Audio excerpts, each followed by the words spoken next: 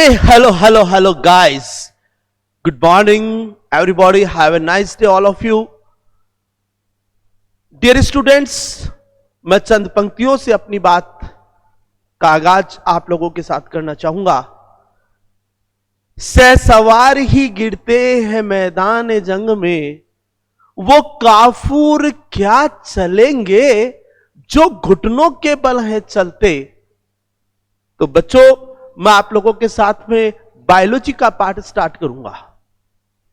ये जो बायोलॉजी है, मैं आपको कंसेप्ट के साथ अपनी तरफ से मैं 100% देने का पूरा एक सार्थक प्रयास आप लोगों के लिए करूंगा।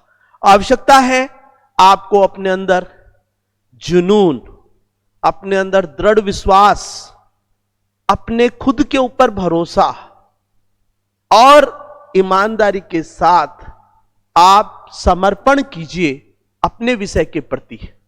मैं कहता हूं निश्चित रूप से आपको 101% सफलता मिलेगी।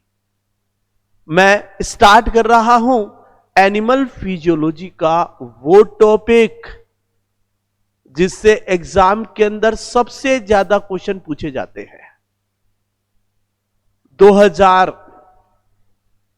आपका 13-14 में जो फर्स्ट ग्रेड आरपीएससी का एग्जाम हुआ था 2014 में, उसके अंदर तो 120 क्वेश्चन में से 18 जो क्वेश्चन थे वो तो एंडोक्राइन सिस्टम से थे। ऐसे हर जो भी कोई एग्जाम होता है उसमें 6-7 क्वेश्चन तो इस सिस्टम से आते ही आते हैं। आपके सेकंड ग्रेड का एग्जाम ले लीजिए, चाहे आप लोग कोई लैब असिस्टेंट का एग्जाम ले लीजिए या आप कोई भी एग्जाम ले लीजिए, उसके अंदर यहां से क्वेश्चन निश्चित रूप से पूछा जाता है। तो मैं आज आप लोगों के साथ में स्टार्ट कर रहा हूं एंडोक्राइन सिस्टम। देखिए बच्चों, हमारी बॉडी के अंदर दो प्रकार के सिस्टम है, एक तो एंडोक्राइन सिस्टम, एक है नर्वस सिस्टम। ये दोनों सिस्टम हमारी बॉडी का कोऑर्डिनेशन करते हैं। जैसे राजस्थान रोडवेज के अंदर दो प्रकार की सर्विस चलती है, एक तो एक्सप्रेस सर्विस, एक आपकी चलती है लोकल सर्विस। एक्सप्रेस सर्विस में आप बैठते हैं अपने गांव, अपने जहां भी आपको जाना है गंतव्य स्थल पर, आप बहुत ही जल्दी वहां पहुंच जाते हैं। इसी प्रकार अगर आप लोकल बस में बैठते हैं तो गिरते पड़ते खड्डों से होते जाते धीरे धीरे धीरे रुकते रुकाते आप अपने गांव पहुंचते हैं। ऐसे ही हमारी बॉडी में दो सिस्टम काम करते हैं, एक आपका नर्वस सिस्टम। अगर आपके पड़ोस में बैठा हुआ बच्चा आपको चूटी काटता है, तुरंत आप रिएक्शन दे देते हैं। कौन काम कर रहा है? Nervous system. लेकिन एक छोटा बच्चा पैदा होता है तो ऐसा तो है नहीं कि पैदा होते ही वो 6 फुट का हो गया, इट्स नॉट पॉसिबल। तो इसका मतलब यह हुआ कि नर्वस सिस्टम जो है वो क्विक काम करता है और आपका जो एंडोक्राइन सिस्टम है वो धीरे धीरे वर्क करता है, लॉन्ग लास्टिंग होता है, ठीक है ना, वो धीरे धीरे अपना प्रभाव डालता है। तो मैं इसी तरह से अगर मैं बात करूं तो बात एंडोक्राइन सिस्टम की करूंगा। तो एंडोक्राइन सिस्टम को मैं दो पार्ट में डिवाइड करके मैं आप लोगों के साथ में डिस्कस करूंगा कि endocrine system divide into 2 part. एक तो हम बात करते हैं किसकी? एंडोक्राइन ग्लैंड की बात करेंगे। एक एंडोक्राइन ग्लैंड से स्रावित होने वाले रासायनिक पदार्थ की बात करेंगे, जिनको हम लोग क्या बोलते हैं बच्चों? हार्मोन्स कहते हैं। विज्ञान की वह शाखा जिसमें एंडोक्राइन सिस्टम की स्टडी करते हैं उसे हम एंडोक्राइनोलॉजी कहते हैं। क्या कहते हैं बच्चों? एंडोक्राइनोलॉजी। और एंडोक्राइनोलॉजी के जो जनक हैं वो आपके कौन है? Thomas Edison. कौन है बच्चों? Thomas Edison. तो फादर ऑफ एंडोक्राइनोलॉजी, एंडोक्राइनोलॉजी के जनक कौन है? Thomas Edison. तो एंडोक्राइन सिस्टम में दो चीजें आती है, एंडोक्राइन ग्लैंड और एक आता है हार्मोन्स। देखिए बच्चों, एक और चीज याद रखेंगे, हम सबको पता है कि नर्वस सिस्टम का कंट्रोल जो है वो एंडोक्राइन सिस्टम पर होता है। नर्वस सिस्टम का एक पार्ट होता है जिसको आप लोग बोलते हैं ब्रेन, और ब्रेन के अंदर एक संरचना, एक स्ट्रक्चर है जिसको आप लोग सब बोलते हैं हाइपोथैलेमस। ये जो हाइपोथैलेमस है, ये हमारी जो पिट्यूटरी ग्लैंड है, जो पीयूष ग्रंथि है, उसका नियंत्रण करता है। और हम सब जानते हैं कि पीयूष ग्रंथि से स्रावित होने वाले जो हार्मोन्स है वो अलग अलग ग्लैंड्स का नियंत्रण करते हैं। तो यहां पर समझने वाली बात जो है वो ये है कि हाइपोथैलेमस से स्रावित होने वाले जो हार्मोन्स हैं वो पीयूष ग्रंथि का नियंत्रण करते हैं। तो इसका मतलब ओवरऑल अगर मैं बात करूं तो यहां पर जो इसका कोऑर्डिनेशन है, यहां पर अगर मैं बात करूं कि हाइपोथैलेमस का क्या नाम है, हाइपोथैलेमस जो है वो किसको कंट्रोल कर रहा है, पिट्यूटरी ग्लैंड को, यानी कि मास्टर ग्लैंड है। Hypothalamus master of master gland हो गया। तो इसका अर्थ यह निकलता है कि नर्वस सिस्टम जो है वो एंडोक्राइन सिस्टम का कंट्रोल कर रहा है, कि भाई हाइपोथैलेमस पीयूष ग्रंथि का नियंत्रण कर रहा है और पीयूष ग्रंथि शरीर के अंदर पाए जाने वाली अलग अलग एंडोक्राइन ग्लैंड से स्रावित होने वाले हार्मोन्स का नियंत्रण करती है। तो इसका मतलब नर्वस सिस्टम जो है वो एंडोक्राइन सिस्टम का कंट्रोल कर रहा है। तो यहां पर आजकल क्या हो गया कि nervous system plus endocrine system, इन दोनों की स्टडी जो है हम लोग एक नई ब्रांच नाम देते हैं इसको, और इसको कहते हैं न्यूरो एंडोक्राइनोलॉजी कहते हैं। क्या कहेंगे बच्चों, न्यूरो एंडोक्राइनोलॉजी कहेंगे। तो ये नई ब्रांच, और पहले हम लोग नॉर्मल वे में पढ़ते थे एंडोक्राइनोलॉजी। तो सबसे पहले हम लोग अब बात करेंगे कि एंडोक्राइन ग्लैंड कौन कौन सी होती हैं।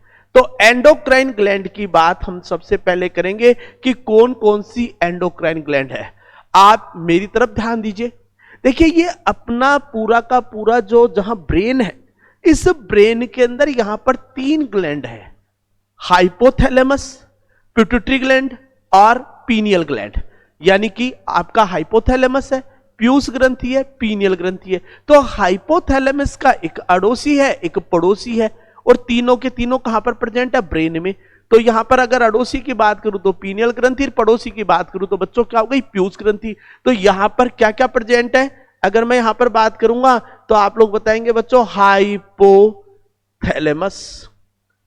दूसरा आप लोग बच्चों बताएंगे पीनियल ग्लैंड, पीनियल ग्रंथि, और तीसरा आप लोग बच्चों बताएंगे पिट्यूटरी ग्लैंड, पीयूष ग्रंथि।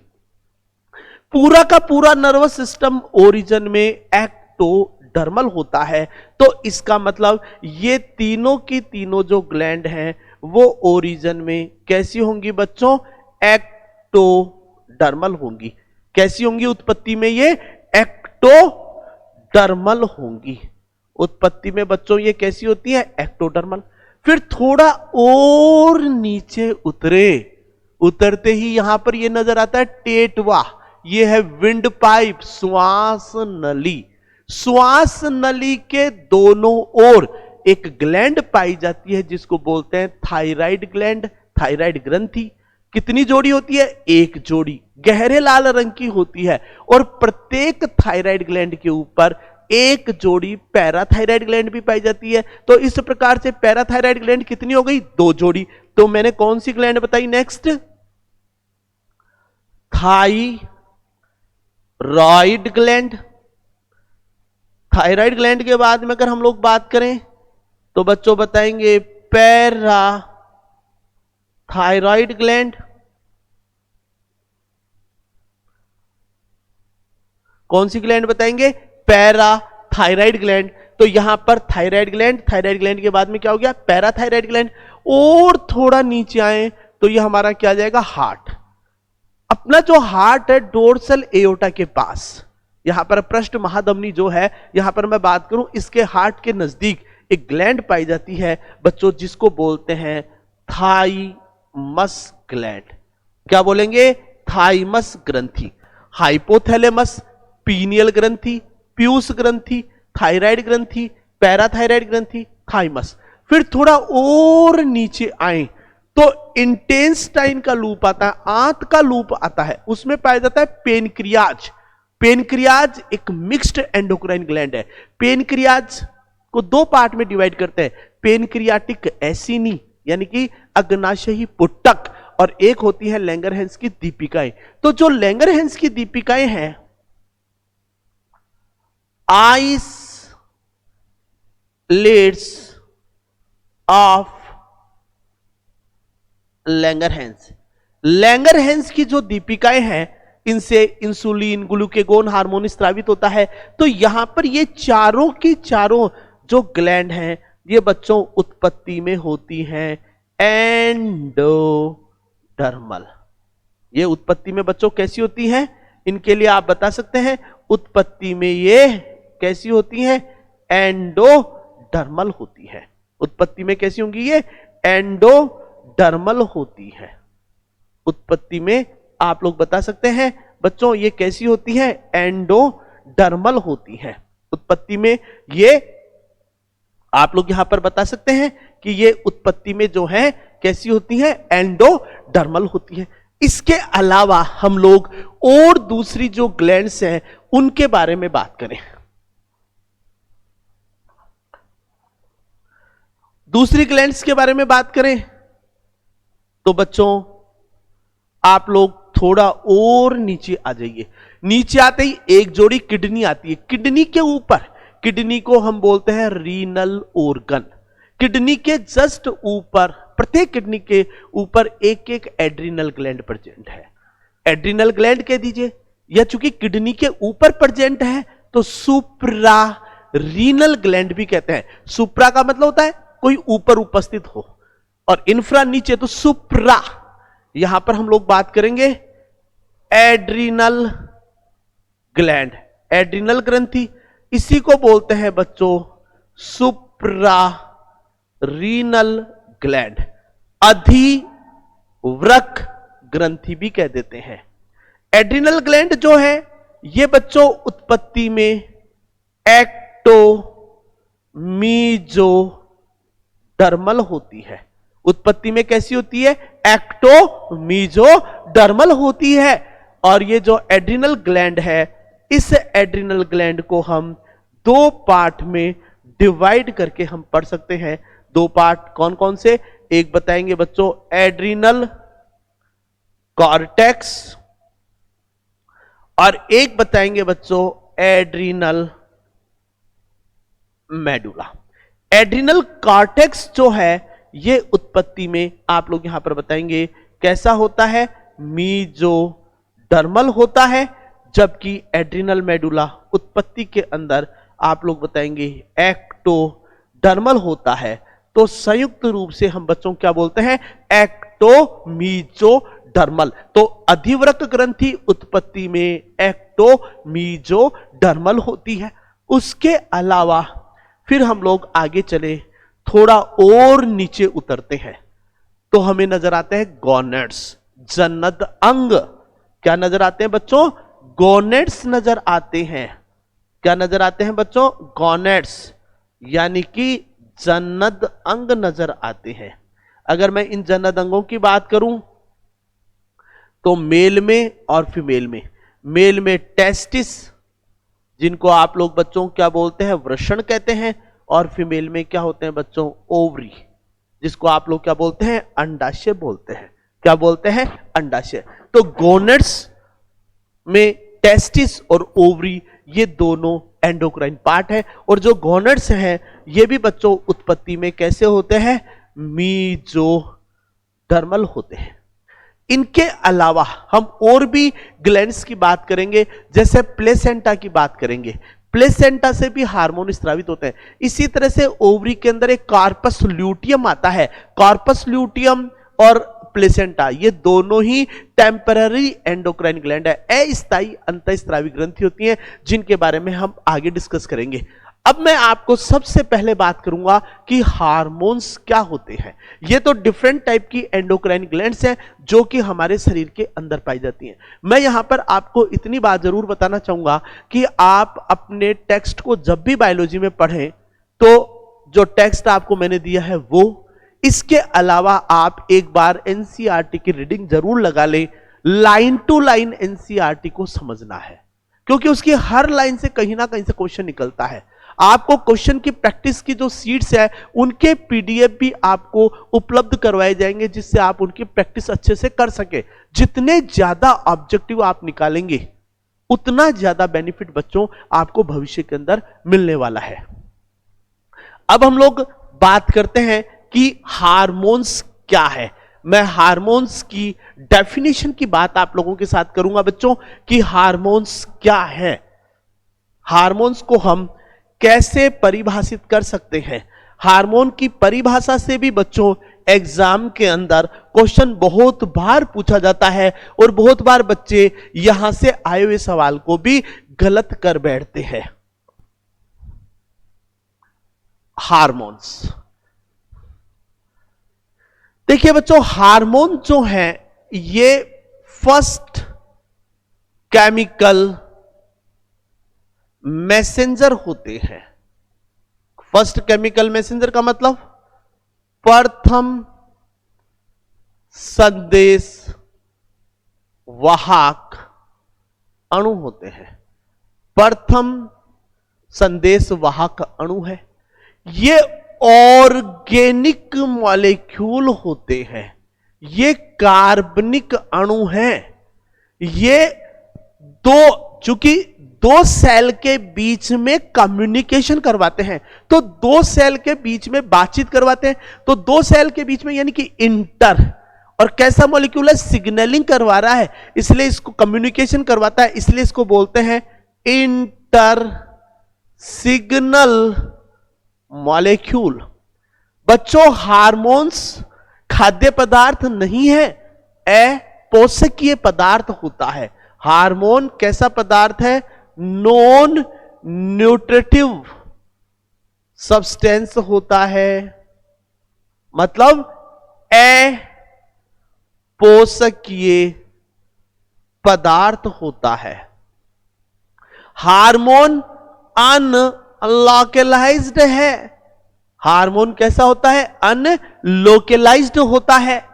और एक इंपॉर्टेंट फैक्ट्स और यहां पर बता सकते हैं जो सबको पता है, हार्मोन एंडोक्राइन ग्लैंड या डक्टलेस ग्लैंड से स्त्रावित होता है। अंतःस्त्रावी या आप लोग बच्चों बताएंगे नलिका विहीन ग्रंथियों से स्त्रावित होता है। एंडोक्राइन ग्लैंड से या आप लोग बताएंगे डक्टलेस ग्लैंड से स्त्रावित होता है।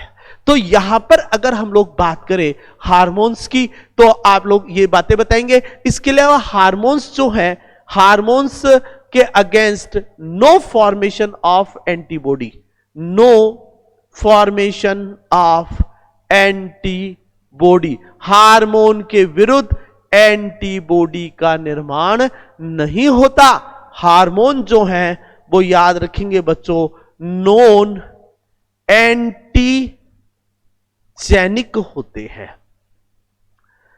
इंग्लिश मीडियम का बच्चा हो चाहे हिंदी मीडियम का बच्चा हो, सबको हर एक एक बात समझ में आएगी। हिंदी और अंग्रेजी दोनों शब्दों का मैं बराबर प्रयोग कर रहा हूं, इसलिए आप बार बार में इस चीज को दिमाग में रखेंगे। फिर यहीं पर मैं आप लोगों को अगर मैं बताना चाहूं तो आप लोग यहां पर देखेंगे कि एक डायग्राम के द्वारा हम चीजों को समझने की कोशिश करते हैं। देखिए बच्चों,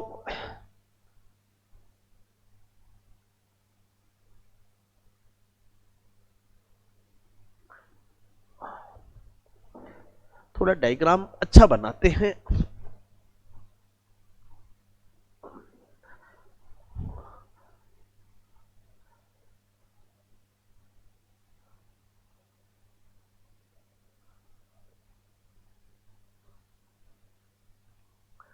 अगर आप लोग देखें तो ये जो कोशिकाएं हैं और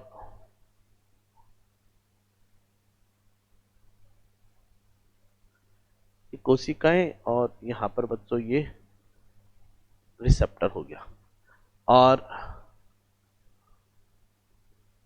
ये ब्लड वेसल, जिसको आप बोल सकते हैं रुधिर वाहिनी, इसे आप कहेंगे ब्लड वेसल या रुधिर वाहिनी, और ये कहलाती हैं सेल्स ऑफ एंडोक्राइन ग्लैंड।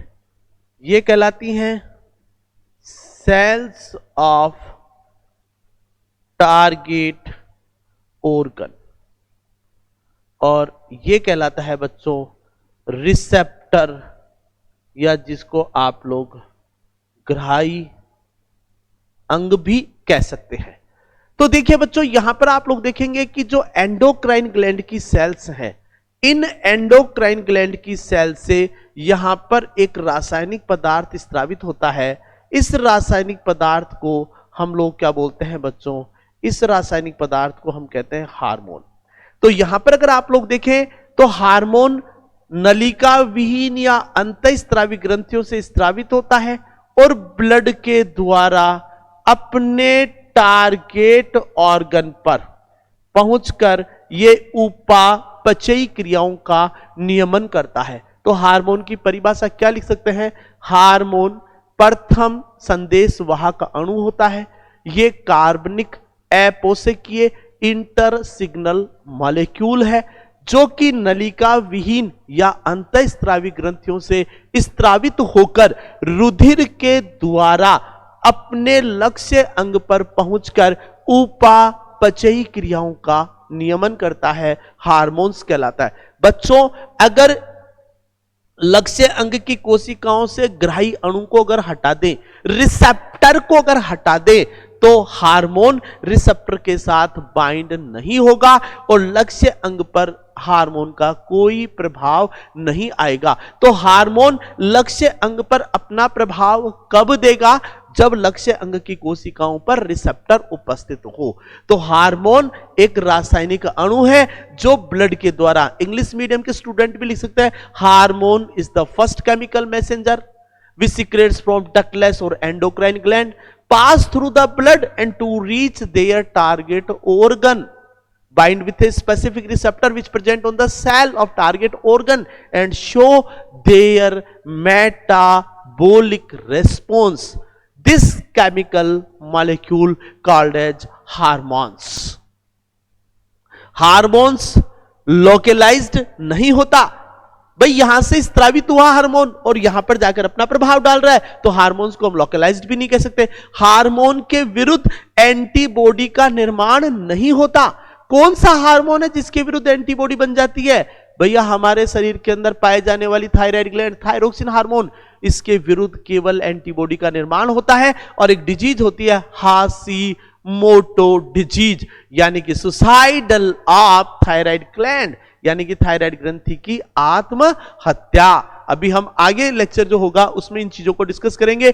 यहां पर आप लोग बताएंगे कि हार्मोन अपोषकीय पदार्थ है, ऐसा नहीं कि खाद्य पदार्थ है, बैठ के हार्मोन को खा लेते हैं भैया, कोई फर्क नहीं पड़ने वाला। हार्मोन नॉन न्यूट्रिटिव होता है, अपोषकीय पदार्थ होता है। हार्मोन नॉन एंटीजेनिक है, अभी मैंने थोड़ी देर पहले डिस्कस किया। हार्मोन कार्य समाप्ति के पश्चात नष्ट हो जाता है। नेक्स्ट जो क्लास होगी बच्चों, उसमें हम लोग बात करेंगे कि हार्मोन्स की मैकेनिज्म क्या है, आपका हाइपोथैलेमस क्या करता है, पिट्यूटरी ग्लैंड क्या करती है, कैसे इनका कोऑर्डिनेशन होता है, इनके ऊपर आगे हम डिस्कस करेंगे। आज के लिए इतना। Thank you guys.